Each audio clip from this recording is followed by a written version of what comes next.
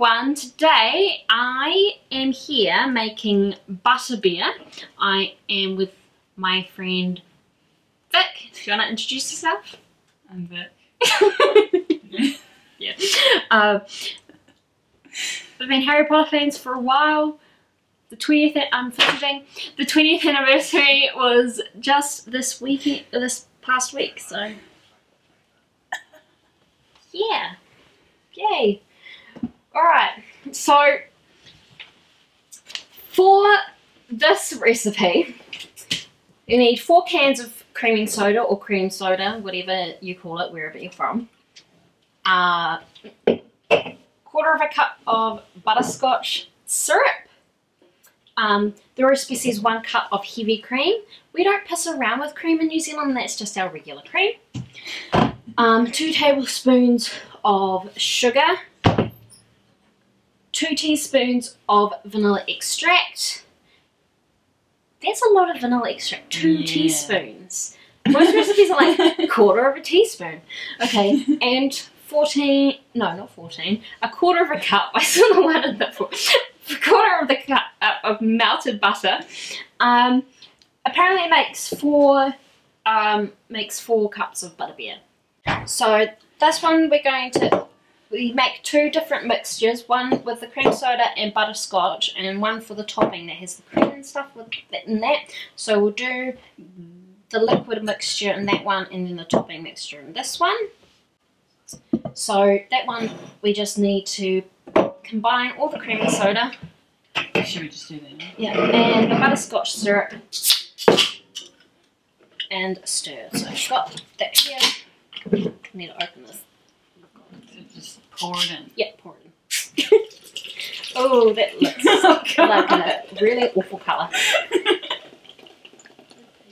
Oh my gosh. Alright, and that smells really sweet. it is really sweet. I'm not usually that much of a fan of sweet, so we'll see how this goes. Wow, I didn't think it would be this full. Yeah, that's a lot. Okay, I have a feeling already that that's going to make more than 4 cups. Alright, so that is for stirring. Yeah. It's not a very appetizing colour. And it smells... It smells like creaming soda. Yeah, it smells like creaming soda. I wonder... And you put all the butterscotch in. Yeah. We'll see how it tastes though. We need 1 cup of cream. Should I measure it, or you wanna? You can do that. I'll measure it. And then I will attach this to this. Okay. Is this? Why is this already on?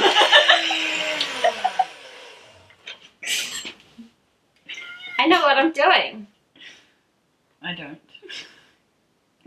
Is this a fake smile? This is a cup? I don't know, it has the measurement on the... This is almost the whole thing. Should I just do the whole thing? It's literally like, feel it. We're using exact measurements. Do I look menacing with this? Good. That'd be great fun now. Just pour it in. Okay. 1 bottle of cream. That's going to be so much cream once it's wet. So. Okay. Oh gosh. I have it only on 1. Oh, there's a 0 there. Oh my gosh. The 0 means it doesn't go. Let's start with just 1.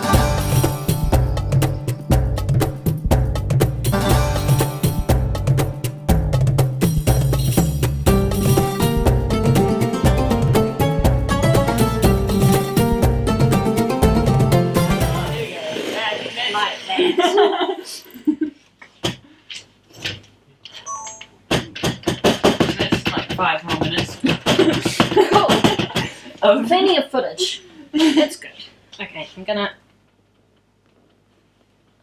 take them out. I am gonna take them out.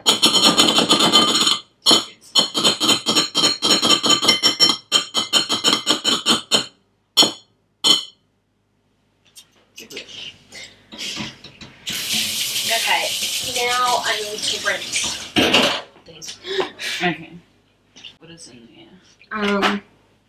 The sugar, the vanilla extract, and the butter. So we need a quarter of a cup of melted butter. So, I don't know, let's see. It should be messed to figure that out, right? Yeah, but I don't have time for it. Or like, I haven't been at school in like Many years. many years. Useless now. Can't even figure out half a year.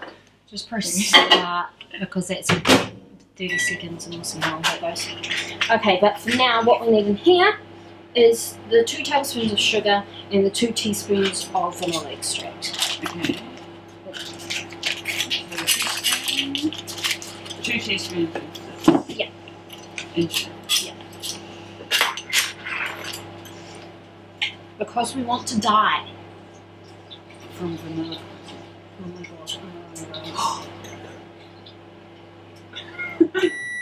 It's the recipe.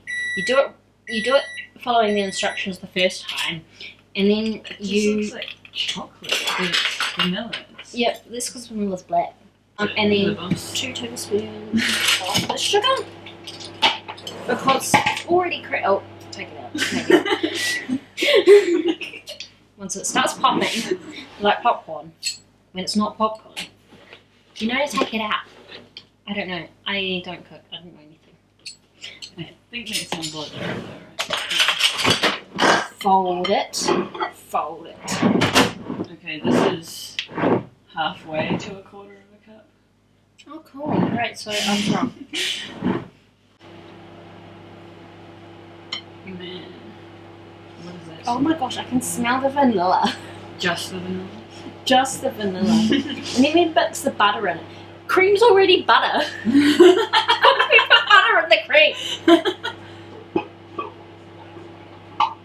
No, I don't know what to do. Okay, there you go. That'll be good enough. Yeah, we just Now, no, that might be good enough. No, surely. No. No, it's not. It's not at all. Not even close. We could always put more butterscotch on top once we're done. Let's do that. We need more butter, obviously. We don't have enough butter. Or cream. Or sweetness. Why don't we just put this whole bottle of vanilla in? Oh my gosh, can you imagine? Oh!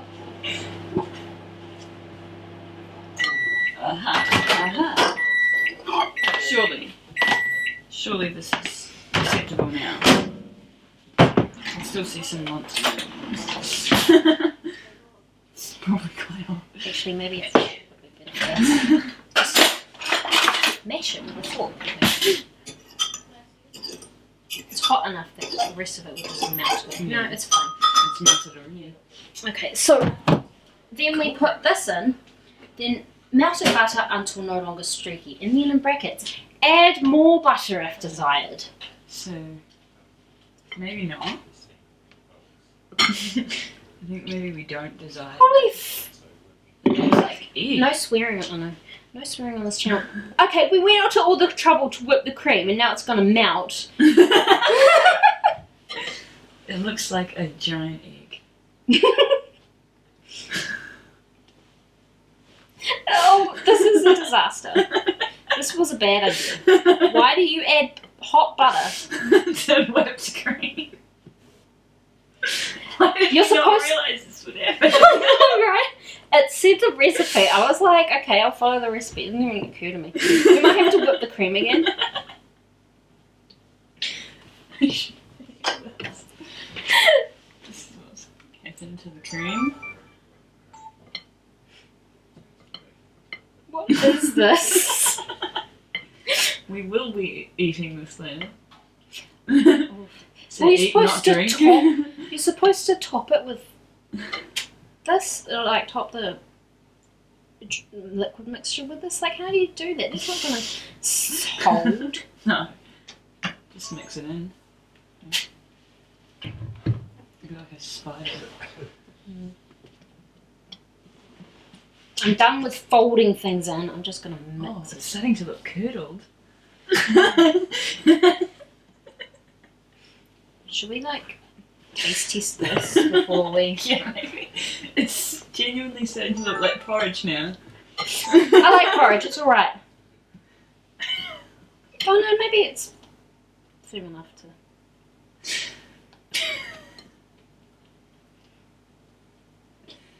Oh man. It said melted butter. You can only have melted butter if it's hot. If you leave it after it's melted, it gets hard again. Yeah, it just comes out again.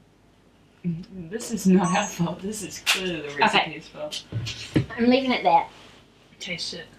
That's alright. Tastes alright.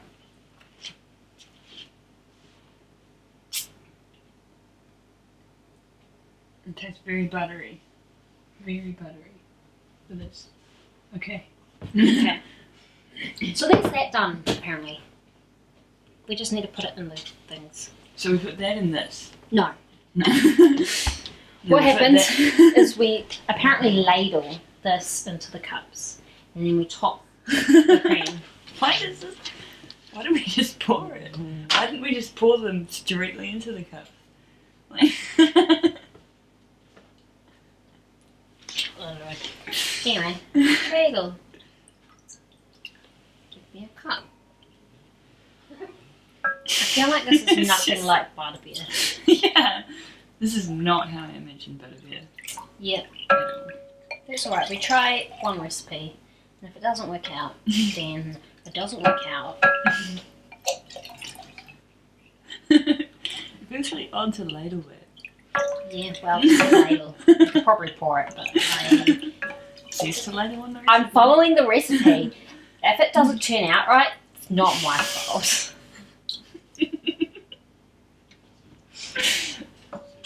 Who made this recipe? I don't know, I just found one. There were like heaps of recipes, but this one seemed the easiest. Maybe it will make 4. I'm like, how do I do this that way? My hands are not designed to go that way. I'm gonna... Yeah. Why don't we just pour it? It's in a measuring cup anyway. Measuring. Much faster. There we go. So about the same. A bit more on that. I'm just gonna move it even more because I was gonna. Good. Yeah. Then just, I guess, top up each one a little bit.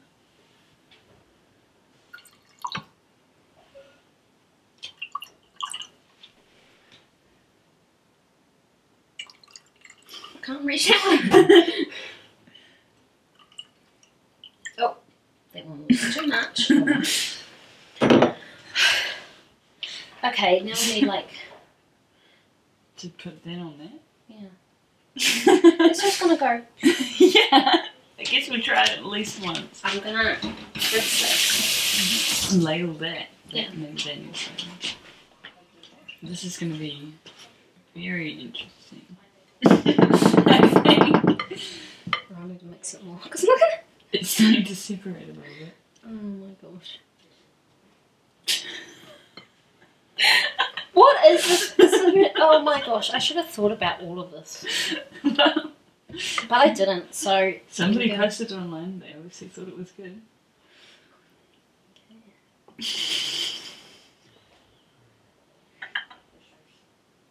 Actually, mixing that there, look at it. Okay, yeah, okay. I've still got a positive outlook.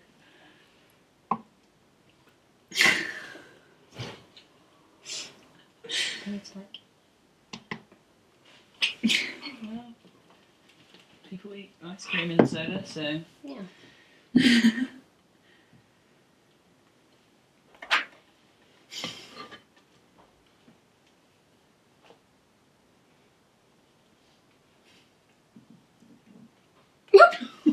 Well, that was a mess.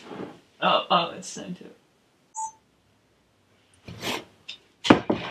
Alright, now we have to present them nicely. Alright, so we've made Butterbeer. Apparently, it's Butterbeer. Now to try it. Okay. I just got a bunch of cream. I feel like if I drink this, I'm going to get the cream stuff on my nose. That's going to happen. It just tastes like cream soda. It just tastes like cream soda. This recipe is not great. Eat some of the cream at the same time. Maybe we should try mix it, yeah. Where's the spoon?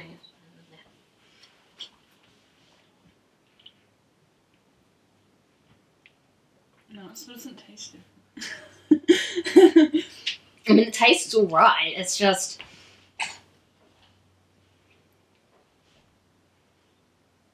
It's got an interesting buttery aftertaste. Butterbeer. Alright, so, future note. If I want to make Butterbeer again, use a different recipe. This gets an F grade. Fail. Terrible.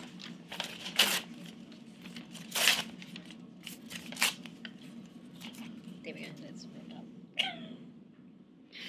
Ugh. That's disgusting. Stop. No. So the Butterbeer was a disaster. Yes. And disgusting. And I never want to do that again. Yeah. But since we're here, and the past week was the 20th anniversary of Harry Potter and the Philosopher's Stone, I thought we could talk about how we got into Harry Potter. So for me, I got the first 2 books for a Christmas present from my grandmother in 1999. It was just before I turned 8. I wasn't too sure about it at first. I didn't really want to read it. It was another book series about a guy. I don't know, it just and then my grandmother started reading to it and I quickly loved it. And then that year when I was 8, which was year 4, I don't know, my teacher that year did a thing where the books that she would read to the class would be ones that we gave her and recommended, and so she read Harry Potter and I got my whole class into Harry Potter, and then I started playing Harry Potter at lunchtime and stuff with my friends. My class, another class, some people from other classes joined in. Yeah, so yeah, that's how I got into Harry Potter. Okay, so I got my first Harry Potter book from one of the magazines that you can order books from at primary school, and it was after the second book had come out, but I first only read the first one.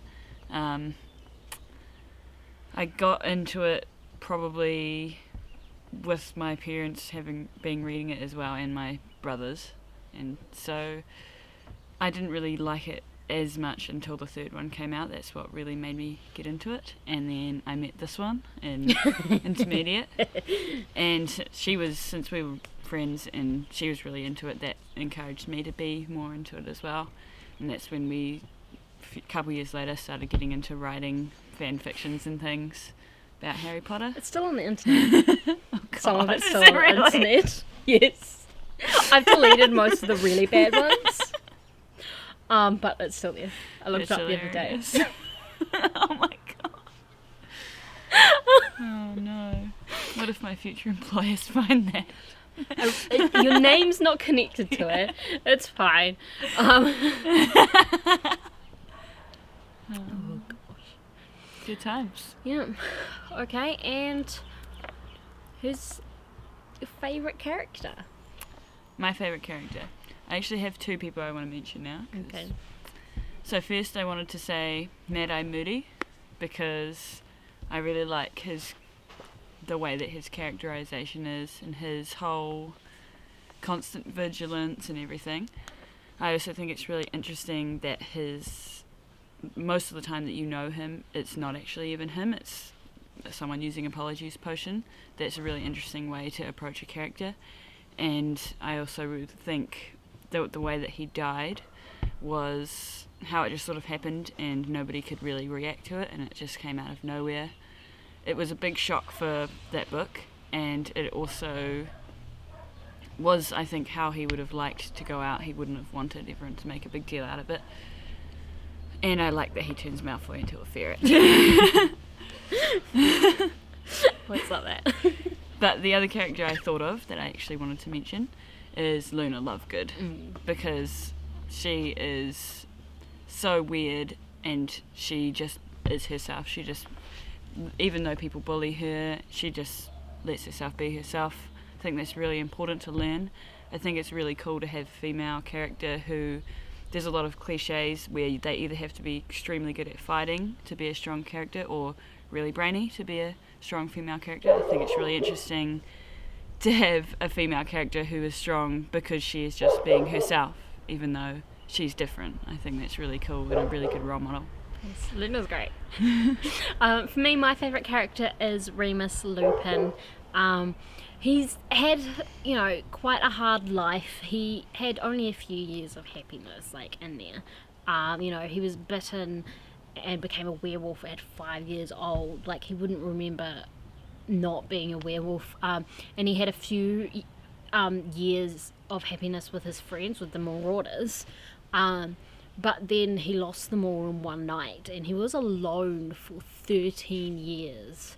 But he still came, and he still tended to be quite positive, and wanted to help Harry. And the line that's actually most associated with Lupin, the one that's most common about him, is Lupin smiled, which I think says a lot. Even though his life has been kind of terrible, he can still be positive and can still smile. Yeah. What Harry Potter house would you put yourself in now versus when you were younger? Oh, that's a good one. If I had been sorted at 11, like they normally are, I would have been put into Ravenclaw. I very much valued school and learning, and those things were important to me. Now I am very proud as a Hufflepuff. Those sorts of things with the loyalty and patience and kindness and working hard, those are what are important to me now. Okay. What about you? I think that if I was sorted at 11, I think it would have been hard to put me in. I think I would have wanted to be put in Ravenclaw, but really thinking about it, I don't think I would have been put in Ravenclaw, because I liked to think that I would be one of the smart ones, because that's what my parents expected, kind of thing. But I don't really think that I valued it that much myself. It was more like something that I thought I was supposed to be. I think maybe I would be probably more likely to put in either Slytherin or Gryffindor, because they're very similar values in a way, but one being more about being loyal to your own and one more being brave in general. I think I have both of those things. I can be, if I'm, being honest, being loyal to your own is definitely a big thing for me. Protecting the people that you really care about, that kind of thing. But I also think standing up for things that are important to me are more important now as I get older.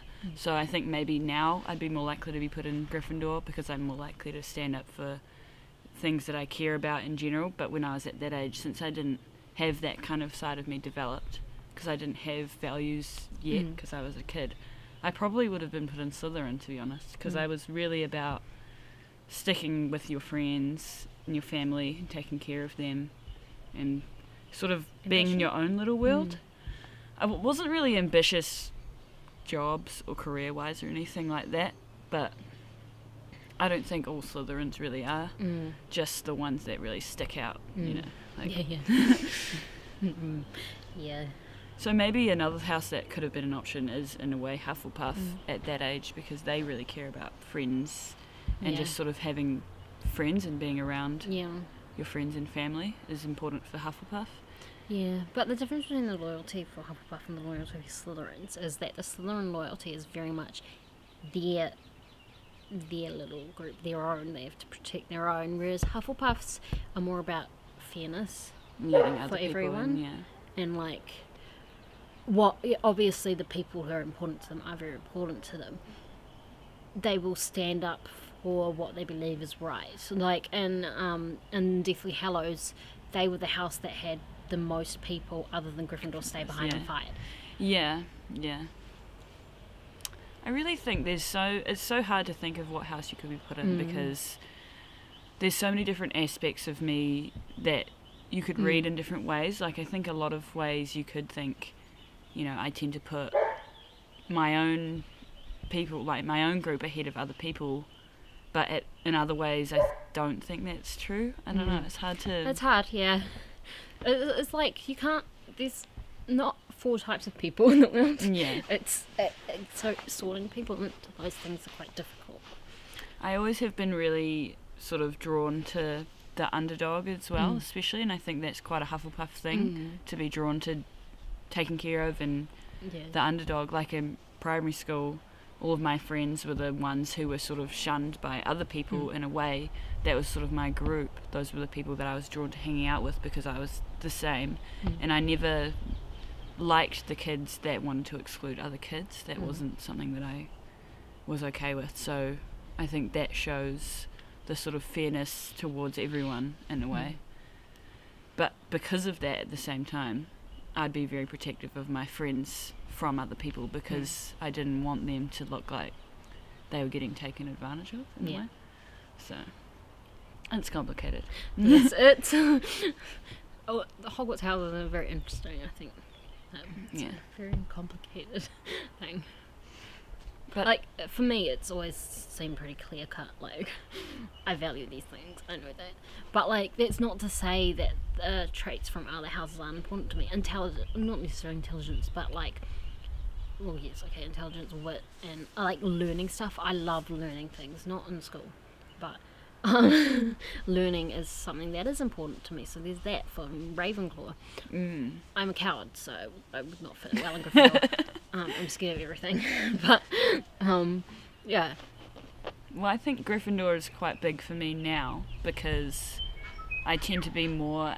I can be quite outspoken and speak up and want to take on challenges, not really career or anything like that, but like, you know, dares or just stepping up to do something just fun, just exciting, just new. Like, that's something that, definitely speaks to me in a way now, I think. So that's why I think Gryffindor would be a big thing for me now.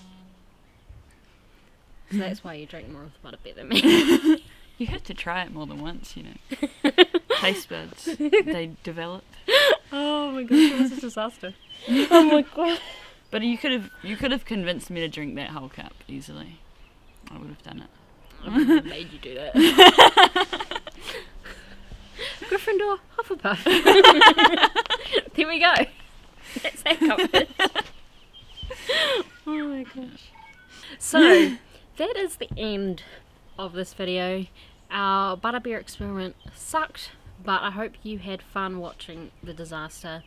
And also, make sure to leave your comments about some of the things that we discussed with Harry Potter, like how you got into it, your favourite character, and the comparison with where you would have been sorted at 11 compared with now. But thanks for watching. I'll see you next time. Bye. I did that backwards. I did my outro backwards. Oh well, that's alright. Oh, looks like you just vomited in there. I feel sorry for my new glasses. The first thing that they have in it is this. I can go down this way. It's fine. I'll clean this later. Oh, gross. I don't think